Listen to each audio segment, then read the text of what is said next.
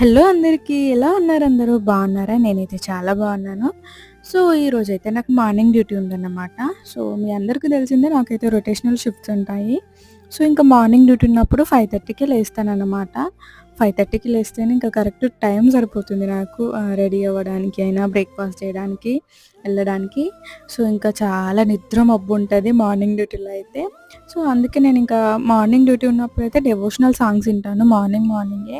చాలా పీస్‌ఫుల్‌గా అనిపిస్తది. పొద్దుగాల ఒక పాజిటివ్ వైబ్ తోటి స్టార్ట్ అయితదనమాట. సో, నాకింక అప్పటికే చాలా లేట్ అయిపోతుంది. అందుకే ఫాస్ట్‌గా రెడీ అయిపోయినా.